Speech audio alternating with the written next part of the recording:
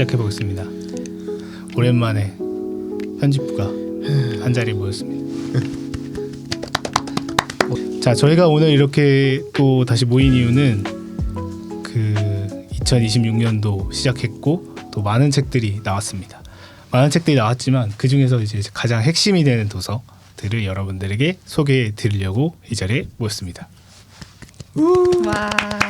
각자 이 연초 1월부터 이 3월 어떻게 지내셨는지, 우리가 아마 그 지난 그 2025년을 돌아보는 그 전 모든 책을 다 이제 소개하는 1시간짜리 영상을 찍고 처음 모이는 건데, 예찬 간사님부터 어떻게 지내셨는지. 어떻게 지나간지 진짜 모르겠게 너무 놀랍다 싶고요. 26년이 벌써 6분의 1, 그리고 뭐 영상이 나갈 때쯤은 거의 이제 4분의 1 정도가 지나간 상황이 참 무섭다. 이렇게 그 절벽 꼭대기에서 그 돌멩이 굴린 느낌이랄까, 쉴 새 없이 굴러가고 있는 약간 시지프의 신화 같은 느낌인가요? 그러니까요. 그래서 네, 바쁘게 지내고 있지만 요즘엔 날이 맑아져서, 날이 따뜻해지고 좋아져서 또 그런 주위 산책하는 기쁨과 또 재미도 있는 것 같다 싶습니다. 무엇보다 연초를 가장 바쁘게 지내신 분이 아닌가 싶습니다. 혜인 간사님. 아, 네. 네. 진짜 저 오늘 아침에도 언제 3월이 열흘이나 지났나 막 그런 얘기 했거든요. 그래서 진짜 정신없이 갔는데, 저는 특히 또 오늘 소개할 책들 2권을 이제 네. 작업하느라 거의 다 보낸 것 같습니다.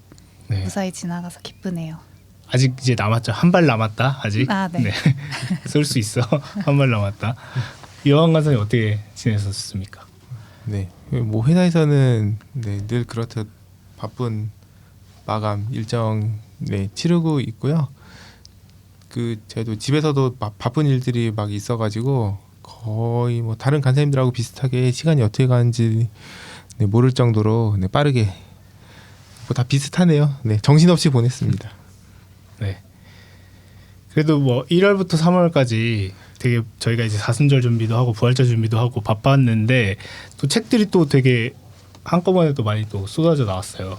그래서 많은 분들이 잘 모르실 것 같아서 저희가 오늘 딱 4권의 책, 아니 5권의 책이죠. 5권의 책을 여러분들에게 소개해 드리려고 합니다. 첫 번째 책은 사순절, 아직 끝나지 않은 사순절을 우리가 기억하는 데 도움이 되는 사순절 책이고요. 묵상집이 아니라 사순절이라는 절기가 어떤 절기인지, 이 시간에 보내는 뭐지? 잠깐만. 뭐지는 욕 아니었나요? 지금 욕인가요? 마음가짐 보내는 방법. 요 단어가 갑자기 생각 안 떠올라서, 이 기간에 어떤 의식, 전례로 보내야 하는지, 그것들의 어떤 의미는 무엇인지, 그런 것들을 좀 상세하게 설명해 주는 책이고요. 또 재밌었던 거는 이제 저자가 흑인 침례교회에서 자란 배경이 있는데, 그 세족 목요일에 대한 경험을 이제 책에서 살짝 얘기를 해주는데, 보통은 세족식을 교회가 1년에 한 번 정도 치르는데, 저자가 다녔던 교회는 한 달에 한 번씩 서로 세족식을 진행을 했다고 해요. 근데 거기가 따뜻한 기후에 약간 나이 많으신 분들이 많은 교회여서 서로 이제 양말을 벗었을 때 축축하다. 어떤 일들이 벌어지는가, 해서 그런 재밌는 에피소드도 있고, 사순절을 너무 무겁지만은 않게 좀 소망을 가지고 바라보게 해주는 또 책이기도 해서, 사순절이 끝나기 전에 한 번쯤 읽어보시면 좋을 것 같습니다. 제목이, 제가 책 제목이 너무 헷갈려. 사순절 돌이키며 바라보다. 네, 이서 맥컬리의 네. 책이죠. 이서 맥컬리가 강조하는 것은 회개로 시작하는 사순절. 책 설명 안 하실 거예요? 그 에피소드에 너무 꽂혀가지고. 책 제목도 안 얘기하고 책을 설명할 줄이야. 나 깜짝 놀랐네. 네, 교회의 시간 시리즈입니다. 그렇습니다. 네. 네. 많은 분들이 이 책 보셨을 테고, 사순절이 이제 끝나가면 부활절이 오잖아요. 네네. 부활절에 관련된 책도 저희가 준비가 돼 있나요? 그럼요. 네. 바로 할까요? 네. 네. 얼렁통당 잘 넘어갔나요? 네. 웨슬리 힐의 부활절 기뻐하며 나아가다 이제 곧 나오고요. 이제 웨슬리 힐도 신약학자고 그래서 부활절 이제 같은 교회 시간 시리즈로 대림절, 사순절 그리고 부활절 이제 절기를 안내하는 책이고요. 근데 부활절이 보통은 이제 한국에서도 그렇고 부활주일 하루만 부활절을 지키는 경우가 많은데 사실 부활의 새벽부터 오순절까지 50일간의 부활 절기가 교회력에 지정이 돼 있고 왜 그렇게 되어 있는지 그리고 그 부활의 50일간 우리가 어떻게 보내야 되는지 이것도 역시 부활절이라는 절기를 의미와 그 내용을 좀 잘 소개해주는 안내서입니다. 부활절 관련된 책이 나오는 게 쉽지 않은 것 같아요. 왜냐하면 사순절 책에 이제 뒤에 묻어 있듯이 약간 맞아요. 부활절이 껴 있는 경우가 많은데 이건 단독의 책으로 부활절 나왔어요. 네, 이 시리즈의 좀 특징이기도 한데 사순절이 보통 사순절 책은 부활절까지 얘기를 하거든요. 근데 여기 이 책은 성토요일에서 끝나고 이제 이 책에서 부활절이 시작이 되는데 그래서 이거를 단독으로 어떻게 다루냐. 왜냐하면 부활절이 하루가 아니라 50일이기 때문에 사순절보다 더 긴 50일이기 때문에 네, 한 권의 책으로 충분히 설명을 할 수 있는 이 주요한 핵심은 뭔가요? 이게 핵심이요? 무슨 일식집도 아니고 이거 회를 드시는 것처럼 날로 먹으려고. 뭐를 얘기해야 되지? 너무 많은 내용이 있어서 지금 요약이 안 되네요. 뭐를 얘기해야 돼? 출간 자체의 의미를 좀 가까이 대고 말씀하세요. 출간 자체의 의미를 생각해 보는 게 좀 중요한 것 같아요. 이를테면은 뭐 내용에 대한 거라기보다는 우리가 오늘도 지금 우리 얘기한 것처럼 되게 우리 바쁘게 보냈잖아요. 시간이 어떻게 가는 줄 모르게. 근데 이거는 분명히 교회의 시간 시리즈거든요. 그러니까 우리가 엄청 빠르게 돌아가고 있는 시간 속에서 우리가 정체성이 뭔지 우리가 지금 뭐 하고 있는 건지 그런 거에 대해서 혼란이 올 때 교회의 시간에 맞추어서 우리가 신자로서의 정체성을 이렇게 바로잡는 게 되게 중요하다고 생각하는데 이제 그런 의미에서 이 교회 시간 시리즈 3권이 되게 중요하다고 생각이 들어요. 그래서 네, 같이 우리랑 같이 그런 바쁨을 공감하셨던 분들은 우리가 그리스도인의 시간이란 무엇인지 좀 같이 읽으면서 의미 있게 네, 그런 시간을 보냈으면 좋겠습니다. 생각 하나 났어요. 이제사? 이제라도. 그 부활이 이제 예수님의 부활이 그러니까 이게 정리가 안 되네. 왜 이렇게 웃음에 욕심을 내지? 웃음이 이거 안 아니라 웃겨도 되는 방송인데. 예수님의 부활이 네. 이제 예수님만 부활하신 게 아니라 네. 예수님을 믿는 모든 그리스도인이 부활을 하잖아요. 그래서 그거를 소망하면서 우리가 지금 부활 신앙을 가지고 살아간다는 삶이 어떤 것인가 그런 얘기도 같이 해주거든요. 이게 50일이 사실 되게 길어서 길지만 그 절기에 국한된 게 아니라 부활을 믿으면서 이제 삶을 살아가는 것에 대한 얘기를 하고 있는 네네. 책이라서 네. 부활 신앙을 가지고 살아가시려는 분들에게 도움이 될 것 같습니다. 제가 말이 좀 계속 보태서 좀 죄송하긴 한데 못해야 되지. 그래도 꼭 하고 싶은 이야기가 뭐냐면은 우리가 보통 사순절이다 이런 절기다 하면은 그러니까 다 그런 거는 아닌데 특히 이제 개신교인 중에 특히 종교개혁 정신을 강조하는 분들께서는 이게 무슨 이교도의 절기다 이제 그러한 이제 식으로 이제 비판 내지는 비난을 하는 경우가 있는 것 같아요. 역사적으로 보면은 뭐 그럴 수도 있겠죠. 근데 보통 이제 그렇게 이야기를 하는 경우에 그런 이런 이제 뭐 종교개혁 정신, 우리가 뭐 신앙의 내용 이런 것들을 되게 무시간적으로 생각을 하고 있는 것 같아요. 어떠한 뭐 그리스도께서 우리를 위해 뭐 죽으시고 뭐 돌아가신 어떤 특정한 사건들, 의미 이렇게 생각하고 있는 것 같은데, 근데 우리가 실제로 이 세상을 살아갈 때는 우리가 물리적으로 내가 어떤 시간을 구체적으로 살아가고 있느냐가 굉장히 중요하다고 생각이 들어요. 그래서 이제 예배 내지는 예전이라고 하는 게 일종의 습관으로서 우리를 형성해가는 측면에서 되게 중요하기 때문에,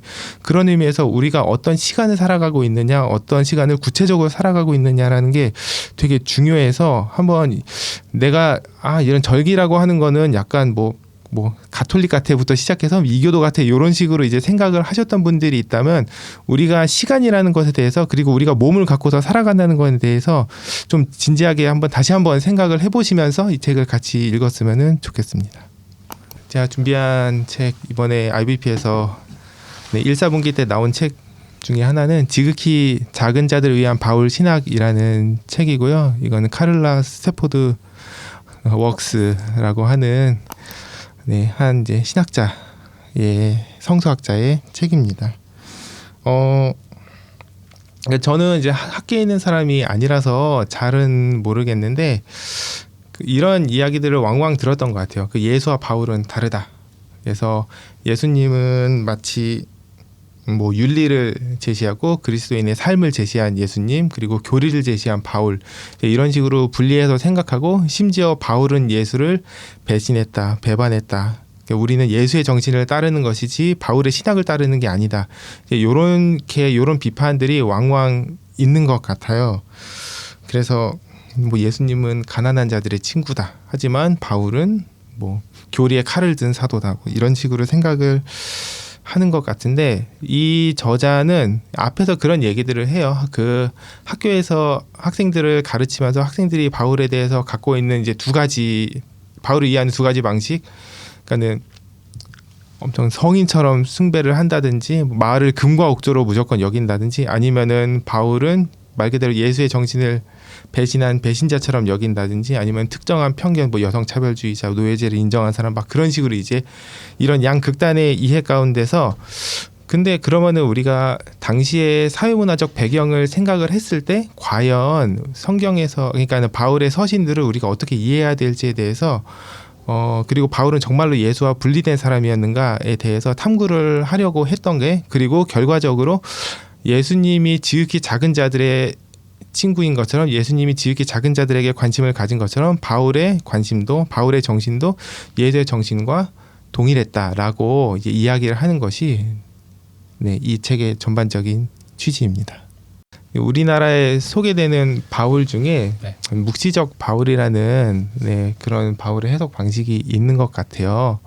뭐 과거에 20세기 중반에 뭐 제이 루이스 마틴, 그리고 최근에는 다른 출판사에서 몇 권 소개된, 우리 출판사 중에 비평주석 저자로도 나와 있는 이제 베벌리 로버츠 가벤타처럼 그렇게 소개되는 그러한 흐름, 그리고 이 저자가 이제 가벤타의 제자이기도 한데, 이제 그런 흐름 속에서 한국에는 좀 처음 소개되는 저자 신학자고, 하지만 뭐 그 흐름이 좀 우리한테 익숙하지 않은 건 아닌 것 같아요. 그러니까 예일 대학이나 지금 웨슬리 워싱턴 DC에 있는 맞아요. 웨슬리 신학교에서 교수를 하고 있고, 거기에 보니까 그 학교에 한국 교수님들도 많거든요.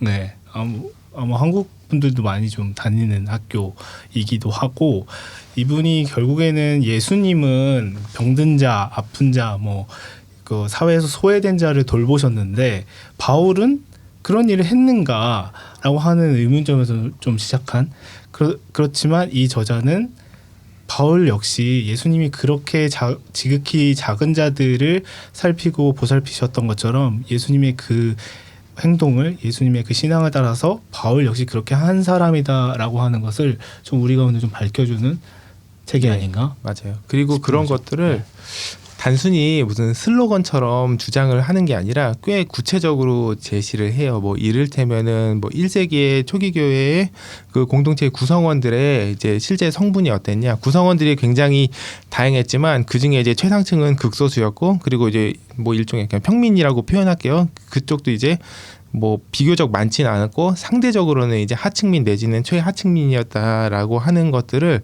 좀 약간 구체적인 문헌들 1세기의 사회문화적 배경을 우리가 이해할 수 있는 이제 문헌들을 가지고서 이야기를 했고 바울이 그런 상황 속에서 목회를 했기 때문에 바울이 가난한 자들에 대해서 관심이 없을 수가 없었다라고 이렇게 얘기들을 하는 거죠. 그리고 노예나 여성을 바라보는 관점에서도 네, 그러니까 바울은 분명히 시대적인 한계가나 개인적인 결함이 당연히 있는 사람인 거죠. 하지만 그 가운데서 바울이 예수의 정신을 이어받아서 그런 자신에게 주어진 목회적 상황에서 목회를 했을 때 어떠한 이야기들이 나왔는지 우리가 바울 서신을 볼 때 단순히 바울 서신을 바울이라는 사람의 배경과 동떨어져서 단순히 금과 옥조처럼 여기거나 단순히 비난 대상으로 여기는 것이 아니라 맥락 속에서 이해를 할 때 우리가 바울을 어떻게 이해할 수 있나 이제 그런 쪽으로 좀 더 강조를 하는 책이어서 꽤 네, 탄탄한 그러한 서적이다라고도 할 수가 있겠습니다. 이 책에 서평을 쓰신 혜인 간사님 이 책 보시고 어떠셨어요? 저는 사실 제가 바울의 그 너무 많이 오용되는 그 차별적인 구절, 뭐 누굴 제한한다거나 선을 긋는다거나 그런 것에 약간 유감이 있던 사람 중 한 명으로서 이 책을 읽었는데 네. 저는 이 책 제목이 되게 역설적이라고 처음에 느꼈거든요. 바울 신학이 지극히 작은 자를 위한 신학이라고 이게 일단 좀 의문점이었는데 저자가 되게 그 탄탄한 근거로 잘 풀어주고 어쨌든 그 시대적인 한계와 그 사람이 속했던 그 상황의 한계를 인정하되 그럼에도 변호할 수 있는 측면이 있고 이런 근거들이 있고 바울이 어떤 신학을 정립하기 위해 서신을 쓴 게 아니라 교회를 세우고 자기가 진짜 열정을 다해 살았던 복음을 위해서 이 편지를 썼다라는 거를 되게 잘 밝혀주고 있어서 그 유감이 좀 상쇄가 많이 됐던 것 같아요. 이 책을 읽으면서. 그러니까 중요한 맥락은 그러니까 바울이 전혀 이제 지극히 작은 자를 돌보지 않았다. 근데 돌봤다의 맥락이 아니라 결국엔 예수님이 하신 것을 바울도 그대로 하고 있다라고 하는 것을 살펴보는 거니까 이게 어떤 지극히 소외된 자에 대한 국한보다는 이게 우리 신앙인들이 결국 바울이 따랐던 예수님의 그 본래 신앙적인 모습이 무엇인가를 그 원류를 찾는 데도 또 도움이 될 것 같은데 네. 예찬 간사님 또 소외된 자에 대한 관심이 많으신데 이 책 어떻게 보셨나요? 저는 보지는 아직 못했고요. 무슨 일이죠? 출판사에 근무하면서 자사책을 안 볼 수도 있는 건가요? 곧 보실 아껴, 겁니다. 왜냐면 그쵸, 아껴 그동안 두고. 구약 열심히 보셨기 그렇죠, 때문에 그렇죠. 이 수십 권이 아니, 근데- 된다면 근데 그 하나 이제 얘기하면 좋겠는 거는 그 제목에 대해서 좀 여쭤보고 싶고 얘기했으면 좋겠다 싶은 게 그 단순히 그 약자를 위한이 아니라 지극히 작은 자들이라는 어떤 소위 이제 제목에서는 좀 그 과하다고 해야 될지 길다고 해야 될지 네네. 그런 걸 선택한 어떤 배경에 대해서 좀 얘기해 주시면 좋겠다 싶어요. 일단은 두 가지인데요. 하나는 원제가 이제 더 리스트 오브 디즈고요. 이 지극히 작은 자들이고 그리고 부제가 이제 폴 앤 더 마지널라이즈드예요. 원서 제목이 근데 이제 이게 주변 부인 경계선 바깥에 있는 사람들을 위한 것이고 그리고 이제 지극히 작은 자들이 마태복음 25장 맞죠? 25장에서 예수께서 이 지극히 작은 자들 언급하시면서 말씀을 하신 것 내용들을 사실은 그 내용들을 바울이 목회적으로 그렇게 나타내고 있었다. 그래서 좀 약간 단순한 이유에서 지극히 작은 자들이라는 제목을 이제 선택을 했습니다. 네. 그리고 맞아요. 그 아까 바울에 대한 변호가 이 책의 전반부라고 한다면은 이 책의 후반부는 지극히 작은 자들은 과연 누군가? 왜냐면은 이게 그러니까 나는 괜찮고 지극히 작은 자들에 대해서 뭐 내가 그들의 연민의 그런 차원을 넘어서 사실은 지극히 작은 자들은 바울 자신이기도 하고 교회 공동체이기도 하거든요. 그래서 결국에는 지극히 작은 자들의 공동체인 교회가 새 창조하신 주님의 새 창조의 빛 아래에서 함께 교제를 누리면서 이제 그런 공동체를 구현을 하려고 하는 것이 이제 바울의 목회였던 것이고 그러한 맥락 안에서 이제 바울의 서신 내용들이 나온 것이다라고 이렇게 이해를 하면서 그러니까 그런 식으로 이제 책의 결말까지 전개가 돼요. 그래서 그런 측면도 이제 강조를 해서 이제 그런 의미에서도 논지의 전개가 탄탄하고 괜찮다. 네. 이게 신학이라는 제목이 사실 들어가서 그런데 되게 도전적이거든요. 약간 네. 신앙서적이라고 불릴 수 있을 정도로 그러니까 우리 저자가 우리가 사실 가지고 있는 복음이 그리 대단하지 않은 복음을 가지고 있는지도 모른다라는 얘기를 하거든요. 그러니까 바울이 가졌던 복음은 되게 큰 거였는데 지금 우리는 우리 자신에게만 적용되는 복음을 가지고 있는 게 아닌가라는 질문을 이제 바울을 풀어가면서 던지는데 저는 그게 좀 도전이 됐던 것 같아요. 맞아요. 방금 말씀하신 그 내용이 그 묵시적 바울의 핵심 테마라고 저는 이제 이해를 하고 있어서 감사합니다.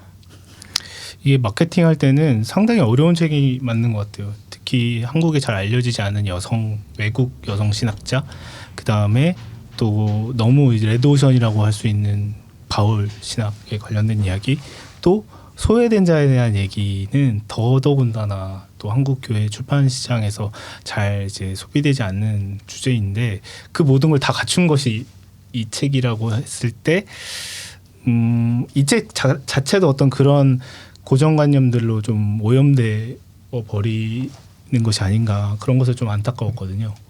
근데 동시에 또 하나는 그러니까 이게 약간 다른 핀트가 약간 다른 쪽으로 나가는 걸 수도 있는데 저는 우리나라에 있는 많은 그리스도인들이 현재 대외적으로 뭐 어떤 식으로 비춰지고 있는가와 별개로 그리스도인들이 가지고 있는 어떠한 긍휼의 마음들을 많이 가지고 있다고 생각을 해요. 그래서 우리가 신앙인이면 이래야지라고 하는 기본 정서, 그러한 기본 정서를 성서학적으로 좀 탄탄하게 그 정서를 탄탄하게 다져줄 수 있는 이제 그러한 책이기도 해서 이거는 이제 닫는다면 이 독자들에게 닫는다면은 되게 잘 어울릴 책이다라고도 생각을 합니다.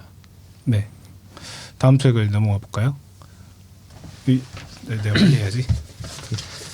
그 다음 책은 김용태 목사님의 은혜란 무엇인가라고 하는 책입니다. 이 책 은혜란 무엇인가는요, 김용태 목사님이 한국에서 처음 출간하시는 첫 책입니다. 우리가 보통 신앙생활에서 은혜라고 하는 말 많이 사용하는데요. 그 은혜가 좀 오용되고 또 그 은혜의 뜻이 우리 신앙 안에서 좀 깊이 좀 살펴보아지지 않았다라고 하는 어떤 그런 문제점에서 시작한 책일 것 같고요. 이 책의 저자이신 김용태 목사님은 자기 자신을 소개할 때 이렇게 소개하시더라고요. 내가 조금 이제 남들보다 늦게 신학을 시작했다. 근데 이제 마케팅하는 입장에서는 조금 늦게 신학을 시작했다라고 하는 그 말이 되게 뭐랄까 약간 단점으로 작용되는 사례들이 덜어 있거든요. 그러니까 목사님들 이미 열심히 이제 사역하시고 오랫동안 신학 이제 목회 사역하시는 분들은 이제 막 사회생활 하다가 늦게 이제 헌신해서 들어오신 분들의 연구가 좀 깊지 못하다라고 하는 어떤 선입견들을 가지고 계시기도 해서 좀 조심스러웠는데 굉장히 그걸 강조해서 계속 말씀하셔서 왜 그러실까라고 했는데 이유가 있더라고요. 늦게 시작하셨지만 되게 깊이 공부하셨고 넓게 공부하셨다는 거를 이 책을 통해서 볼 수 있고요. 늦게 신학하셨지만 무려 더럼에서 공부하셨습니다. 더럼에서 존 바클레이의 제자로 이제 공부하셨고, 존 바클레이는 우리가 너무나 잘 알듯이 바울 신학과 또 은혜에 관련된 신학을 우리 가운데 좀 잘 나타내준 신학자인데, 그 신학자를 통해서 배우신 어떤 은혜에 대한 것을 조금 잘 한국 교회와 또 우리 신앙에 맞게 좀 너무 어려운 단어를 조금 더 해석하셔서 소개하는 책이 바로 이 책입니다. 이 존 바클레이가 우리에게 설명하는 은혜의 다양한 측면들을 한국 교회가 또 교회가 함께 묵상하고 나누고 이야기할 수 있도록 쉽게 우리에게 좀 설명한 은혜의 기본서가 아닌가라고 하는 생각을 하고요. 존 바클레이의 은혜에 관련된 여러 서적들을 읽기 전에 이 책을 먼저 읽으면 존 바클레이의 얘기하는 신학의 이야기들을 좀 더 깊게 살펴볼 수 있는 책일 것 같고요. 이 책의 시작은 책 모임으로 시작하셨대요. 사실 존 바클레이의 책 모임을 이제 교회에서 하시다가 이거 좀 어려운데 좀 쉬운 말로 좀 잘 설명할 수 있으면 좋겠다라고 했을 때 이 목사님께서 그 성도들을 위해서 쓰신 거고, 읽어보시면 아시겠지만 절대 되게 막 그냥 신앙서적, 은혜가 충만한 신앙서적은 아니고 되게 그 존 바클레이가 얘기한 은혜에 대한 다양한 측면들을 되게 학문적으로 신학적으로 잘 설명하셨고 거기에 이제 김영태 목사님의 자기의 설명과 또 성도들을 위한 설명의 해석으로 우리에게 좀 쉽게 다가오게 만든 아주 귀한 기본서라는 생각이 듭니다.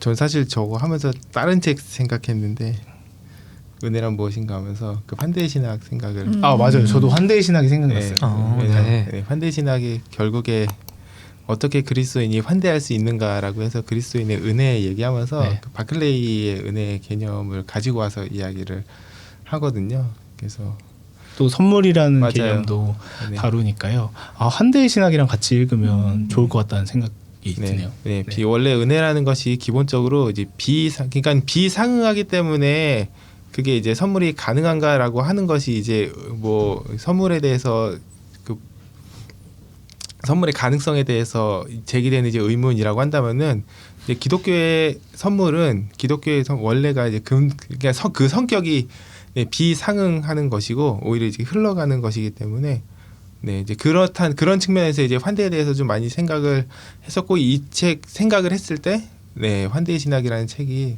같이 떠올랐어요. 그리고 아니야 여기까지 이으려고 그랬는데 그거 너무 길어질 것 같아서 네. 그래서 예짱 선생님 한마디 안 하셨는데 이 책 어떻게 생각하세요? 누구한테 좀 추천하면 좋을까요? 아 근데 되게 정직한 제목이잖아요. 은혜란 무엇인가라는 것이. 그래서 되게 정직한데 그렇기 때문에 약간 자극하는 게 또 있는 것 같긴 해요. 어찌 보면 되게 익숙한 제목의 어떤 형태이고 또 익숙한 단어, 그러니까 개념 너무나도 교회에서 많이 사용하는 단어이지만 우리가 그 익숙하게 사용하는 단어 하나씩 뜯어볼 때에 그게 뭔가 우리가 좀 빈약하게 알고 있었구나 아니면 조금 더 나가면 잘못 알고 있었구나라는 개념들을 왕왕 발견하게 되는데 은혜도 사실은 그 것에 걸쳐 있는 때가 종종 있는 것 같다라는 생각이 들어서 또 이런 6가지 그 개념들 은혜의 6가지 성격들랑 함께 좀 비교해가면서 또 읽어보면 좋지 않을까 싶어서 은혜에 관심 있는 이라고 한다면 모든 그리스도인이 읽으면 좋겠다 싶습니다. 그러니까 은혜가 다들 이렇게 기독교의 많은 언어들이 그런 것 같아요. 그러니까 생명이라든지 은혜라든지 뭐 부흥이라든지 뭐 회개라든지 여러 다양한 기독교의 신앙의 언어들이 있는데 막 골똘히 그것이 무엇인지 깊이 파고들지 않으면 약간 구름에 떠다니는 말 같은 느낌인데 이 책에서 은혜가 무엇인지를 우리에게 좀 확고히 가르쳐주는 그렇죠. 모호한 게 아니라 사실 은혜의 선물이잖아요. 그래서 어떤 의미에서의 선물인지 그리고 저 6가지가 결국에 선물의 특징이기는 한데 궁극적으로는 하나님의 특징이고 그리고 우리가 하나님의 백성이 된 우리가 결국에 우리의 이웃을 대할 때 또 이제 타자들을 대할 때 어떻게 대해야 되는지에 대해서 우리가 신의 성품을 닮은 자로서 어떻게 대해야 되는지 굉장히 이 땅에서 살아가면서 불가능하지만 그럼에도 그 가능성을 염두를 해두면서 이렇게 살아가야 되는 우리의 삶의 태도랑도 연관되어 있는 부분들이어서 네 이걸 읽으면서 아마 그런 것들을 좀 아마 김영태 목사님도 그거를 염두를 해 두고 쓰셨을 거고 이분이 굉장히 성서학적으로 쓰셨겠지만 동시에 이분이 윤리에 관심이 굉장히 많은 분이기 때문에 아마 그런 부분들을 다 염두를 해두면서 쓰셨을 거라고 생각을 합니다. 네, 저는 이 책을 환대의 신학과 같이 봐도 좋다고 말씀드렸지만 니제이 굽타의 신약 단어 수업이랑 같이 읽어도 좋은 책일 것 같아요. 네, 다음 책으로 넘어가 보죠. 좋은가요? 드디어 우리 예창 간사님 처음으로 입을 열게 되었습니다. 네. 다시 읽는 십계명이라는 책이고요. 이 책의 저자 민경구 교수님은 저희 태초에 인권이 있었다라는 책으로 또 많은 독자에게 사랑을 받았던 교수님이고 그거에 또 연관성 있는 책, 또 후속작이라고 하면 너무 그 결부되어 있는 것 같지만 긴밀한 연관이 있는 그 다음 책이라고 할 수 있는 다시 읽는 십계명이 이번에 출간이 되었습니다. 근데 십계명이라고 하면 사실은 되게 우리한 되게 무관해 보이는 그 계명들이 너무 많기 때문에 사실은 이제 암기용으로 그 교회 학교 때 외웠다가 네. 그 뒤로는 뭐 이걸로 씨름한다든지 이걸 십계명 지키기 위해서 뭐 씨름해 본다든지 뭐 이렇게 하지는 잘 않는 것이죠. 예를 들면 뭐 살인하지 말라랄지 뭐 내 이웃의 그 물건을 탐내지 말라 이런 것들, 뭐 도둑질하지 말라, 이거는 뭐 소위 일반적인 삶을 살아간다면 뭐 저지를 일이 별로 없는 주제들이고, 뭐 우상을 숨기지 말라 이런 것도 그렇죠. 그러다 보니까 뭐 소위 이제 조금 도외시되는 많은 어떤 성경의 말씀과 율법 중에서도 좀 약간 밀리는 느낌이 있지만 사실은 그게 아니다라는 게 이 책의 그 주된 내용이라고 할 수 있을 것 같아요. 그래서 뭐 이렇게 두루뭉술하게 얘기하면 좀 그러니까 한 가지 예를 좀 파고 들어가 보면 그 8계명에 이제 도둑질하지 말라라는 걸 좀 살펴보자면, 일단 도둑질의 그 원어를 또 살피는데 구약학자시니까 거기서 보면 도둑질이라는 것이 예를 들면 납치하다, 그러니까 사람을 납치하다, 유괴하다 라는 뜻도 있고 뭐 유인하다 라고도 쓴다고 하더라고요. 그래서 도둑질 하지 말라고 했을 때 그냥 어떤 물건을 저기 가게 가서 훔치지 말라 뿐만이 아니라 어떤 사람에게 어떤 특정한 해를 가하는 행위들까지도 그걸 도둑질이라고 보는 것이죠. 거기다가 또 예언서로 가면 그 하나님의 말씀을 도둑질한다 이런 표현도 있거든요. 그러니까 무슨 말이냐면 이제 그 하나님의 그 말씀을 가지고 자기 욕망에 맞게, 자기 입맛에 맞게 이익을 취하기 위해서 그 말씀을 이렇게 왜곡시킨다든지 취사 선택한다든지 아니면 꼬리를 자른다든지 뭐 이런 것들을 하지 말라고 하는 것이죠. 그렇게 봤을 때에 이 도둑질 하지 말라라는 개념이 꽤 우리랑도 긴밀하게 연관이 되겠구나라는 생각을 해볼 수 있게 되는 것이죠. 뭐 그런 식으로 이제 10가지 계명을 해설을 합니다. 그러니까 단순히 우리가 그 표면적인 의미, 그 이면에 또 진짜 의미가 무엇인지에 대해서 연구하고 조금 더 깊게 들어가서, 그리고 나서 이 의미를 가지고 오늘날의 어떤 윤리적인 이슈들과도 연결시켜서 요즘의 문제와 이 10계명이 어떻게 연결되는지도 시도를 하고 있습니다. 뭐 예를 들면 뭐 부동산 문제랄지 표절 문제랄지 뭐 이런 것들도 함께 고민해보는 부분들이 있고요. 그리고 각 챕터가 끝날 때마다 이제 이해를 돕는 질문이라고 해서 그 앞에 나왔던 내용들을 좀 정리해 볼 수 있고 좀 고민을 열어볼 수 있는 그런 그 장들도 있기 때문에 같이 읽기도 독서 모임 하기도 참 좋은 책이다 싶습니다. 그 제목이 다시 읽는 10계명인데 우리가 어떤 책을 다시 읽으면 이거 내가 보이지 않았는데 새롭게 보인다 이런 느낌이 있잖아요. 네. 이 책도 읽으면 10계명에 대해서 좀 새로운 느낌이다라고 하는 걸 좀 느낄 수 있나요? 그럼요. 그럴 수 있죠. 그러신가요? 뭐 설명 드렸듯이 어쨌든 이 개념에 대해서 다시 한번 파고드는 면이 있고요. 언어적으로 이 아까 얘기한 뭐 도둑질의 의미가 무엇인지, 살인의 의미가 무엇인지 뭐 이런 것들에 대해서 다시 돌아보는 것도 있고, 그리고 또 하나의 측면은 이제 이 10계명이라는 것이 뭐 이야기가 길어질 수 있지만 10계명이라는 것이 그 오경에 한 번만 나오는 게 아니다 얘기를 하시거든요. 그러니까 우리가 흔히 알고 있는 그 성경 맨 뒤 그 껍데기 가면 나오는 그 10계명, 이 출애굽기 20장에 나오는 10계명이라면 그것 외에 다른 10계명들도 있고, 특히 이제 신명기 5장에 모세가 그 이스라엘 백성들에게 마지막으로 설교하면서 10계명을 한 번 더 이야기를 하는데, 그게 이제 아까 말씀드린 출애굽기 20장의 그 10계명과 되게 유사하거든요. 근데 유사하지 똑같지는 않아요.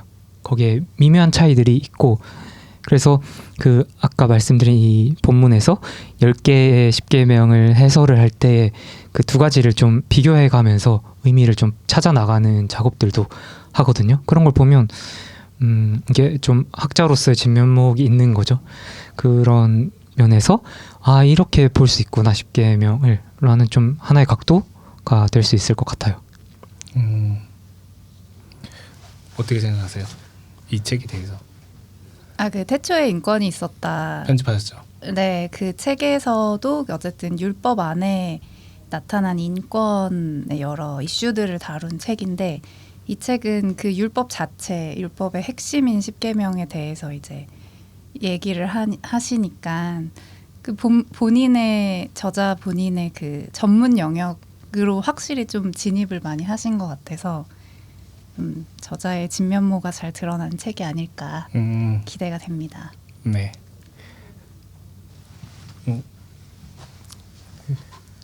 덧붙일 건 아니고 여기 그러면은 이게 일반 윤리랑 많이 연결이 되는 부분이 있는 건지 구약만의 윤리, 갑자기 질문 시간이 됐어요. 구약만의 받아도 돼. 윤리인 건지 아니면 그리스도인의 윤리인 건지, 그 만약에 이 책에 대상이 있다면은, 독자 대상이 있다면은 어떤 그 독자층을 염두를 해두고서 그러니까 어떤 독자가 이 책의 독자가 될 수 있을 것 같은지, 이제 그런. 네. 안 그래도 교수님한테도 그런 질문을 저번에 만났을 때 했었는데 기본적으로 이제 모든 그리스도인을 읽는 게 필요할 것 같다. 왜냐하면 이제 십계명 자체도 이제 그 토라가 사실 율법서잖아요. 근데 그 수많은 율법을 이제 어떻게 이거를 그 전달할 것인가에 대한 어떤 난관이 있고, 그 모든 백성에게 그랬을 때에 가장 율법 앞에 못 박는 어떤 요약문으로 못 박는 게 이제 십계명이라고 얘기를 하시기 때문에, 그렇게 치면 이제 이스라엘 백성 전체에게 필요한 율법이듯이 그것이 우리 모든 그리스도인에게 또는 이제 보편 윤리로서 어떤 인류에게도 좀 적용이 되는 부분이 있을 것 같고, 또 하나 생각이 드는 것은 여기 추천서 보면 해도 되는지 모르겠지만 그 최정규 변호사님 추천사를 받았어요. 이제 법에 관한 책이다 보니까 그분이 이제 하셨던 말씀 중에 그 신앙인뿐만 아니라 법과 인권, 공동체의 기원을 고민하는 모든 독자에게 의미 있는 질문을 던지는 책이다, 이렇게 말씀을 해주셨거든요. 그래서 어떤 신앙적으로 또 십계명을 또 설교한다든지 모임한다든지 또 마찬가지로 연결이 되겠지만은 이 고대 법으로서 이것이 어떤 이야기를 하고 있는지 이런 부분들도 살펴보는 재미가 있을 것 같다 싶습니다. 그 왜 여쭤봤냐면, 우리가 기독교인으로서 어떤 윤리를 갖고 살아가야 갈까라고 생각을 할 때 굉장히 지엽적인 부분을 가지고서 많이 얘기를 하는 것 같아요. 뭐 어떤 행위를 하면 안 돼, 예를 들어 뭐 성과 관련한 어떤 행위를 하면 안 되고, 뭐 누구를 만나면 안 되고, 뭐 어떻게 어떻게 해야 되고. 근데 그것보다는 그럼 그리스도인 혹은 우리가 구약과 신약을 성경으로 여기면서 살아가는 사람이 어떤 식의 윤리의식을 갖고 살아가야 될지에 대해서 이제 도움을 줄 수 있는 책인가 싶어가지고 여쭤봤던 거죠. 네. 근데 뭐 저자가 한마디로 이것도 봐야 돼. 한마디로 이제 하고 싶다고 하셨던 문장이 있어요. 그게 뭐냐면 모든 인간은 하나님 앞에서 평등하다. 그러니까 율법이 본인이 생각하시기에 율법이 말하는 좀 핵심 키워드, 또 특히 십계명이 말하는 핵심이 뭐냐, 그러니까 율법 앞에서 모든 인간이 평등하다라는 메시지라고 생각을 하셨다고 하고, 그것이 이제 십계명에 깊게 담겨 있는 것 같다라고 해서 어떤 그 이거 좀 TMI 있지만 그 책의 앞부분에서도 그러니까 왕이랑 법의 관계에 대해서 설명을 하거든요. 그러니까 고대에는 왕이 위에 있고 그 아래 법이 있어서 법보다는 왕이 위에서 뭔가 이렇게 하는 거죠. 근데 십계명 같은 경우는 십계명이 왕이 선포한 게 아니라 하나님이 주신 것이다. 그래서 법 아래 이제 모든 인간이 평등하게 놓인다라는 어떤 그 기초 윤리를 닦는 거죠. 이 십계명의 자체가 뭐 그런 메시지도 기억이 납니다. 네. 민경구 교수님의 다시 읽는 십계명. 괜찮으세요? 그죠? 자연스러웠는데. 네. 네. 저희가 4권의 책 소개해드렸고요. 아마 2026년 시작하고 1월부터 3월까지 출간한 도서 중에 저희가 또 뭐 다른 도서들도 있습니다. 예를 들면 뭐 물처럼 강하게, 아운디 콜버의 물처럼 강하게라는 책도 있고요. 그 책은 여러분들 너무 좋아하셨던 나를 위한 처방 너그러움의 저자가 그것과 연장해서 또 물처럼 강하게 살 수 있다라고 하는 책을 쓴 거고, 또 기독교 대중문화. 네. 3.0. 기독교 대중문화 3.0이라는 책도 있습니다. 기독교인들이 기독교의 대중문화를 그냥 소비하거나 그냥 배척하거나 하는 어떤 시대에서 그것과 이제 잘 소통해야 된다라고 하는 어떤 3.0의 세대로서 기독교가 대중문화와 소통하는 방법, 그것을 읽어내는 방법을 우리에게 좀 잘 알려주는 책이죠. 이렇게 여러 가지 도서들이 출간됐는데요.